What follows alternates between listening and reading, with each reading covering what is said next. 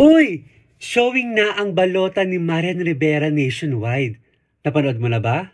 O kung hindi mo pa napapanood, panoorin mo na. Kasi for sure, hindi ka magsisi. Alam niyo, napakasimple lang ng mensahe ng balota. Simple pero makabuluhan. Simple pero napapanahon. Alam niyo, after watching balota, na-realize ko na kung gaano kabulok yung sistema ng gobyerno noon, hanggang ngayon, ganun pa rin. Kung gaano kabulok yung kalakaran tuwing nalalapit ang eleksyon at yung mismong araw ng eleksyon noon ay ganun pa rin. Nakakalungkot mang isipin, pero ito ang katotohanan na kailangan nating tanggapin. Isipin mo, ilang eleksyon na ang dumaan, pero yun at yun pa rin ang nagiging problema natin sa pagpili ng mga iboboto, sa paraan ng pagboto, sa paraan ng pangangampanya, ganun at ganun pa rin, walang pagbabago. Yung sistema ng gobyerno noon, iba na ba sa sistema ng gobyerno ngayon? Meron na bang pagbabago? Ilang politiko na ang dumaan? Yung iba nga, pabalik-balik lang eh. Pero ano, ang mga Pilipino hindi natututo. Minsan nga mapapaisip ka na lang eh, circus ba ang eleksyon sa bansang Pilipinas? Sa pelikulang Balota, ilalabas nito yung galit sa puso mo. Yung galit doon sa mga politiko na alam nating korap, alam natin na paulit-ulit lang yung ginagawa nilang panloloko sa mga tao.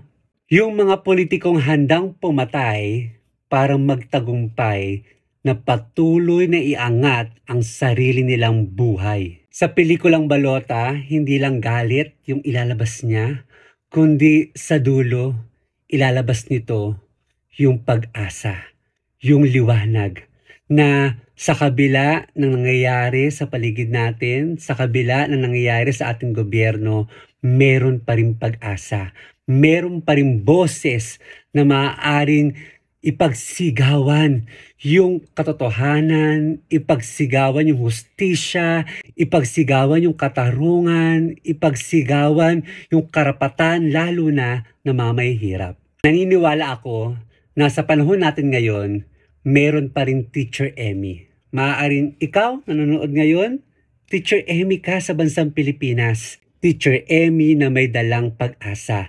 Teacher Emmy na handang ipaglaban yung katotohanan. Teacher Emmy na gagawa ng paraan para lumabas ang katotohanan. Itong balota para sa akin ay isang napakagandang obra, lalo na ikaw, Marian Rivera.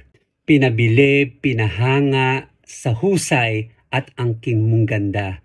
Yung alam mo yon, simula umpisa hanggang dulo, Marian Rivera, ang ganda talaga. Hindi lang maganda, sobrang husay na artista. Yung ending ng pelikula, ang angas, ang strong, yung pagkakalatag talagang powerful. And yung linya ni Marian Rivera dun sa dulo, talagang mapapalakpak ka talaga. Yung part na yon ay pinapakita yung mga Pilipinong sawana. Sawana sa bulok na sistema ng eleksyon, bulok na sistema sa gobyerno. Sawana kaya napapasabi na lang, na paulit-ulit na lang.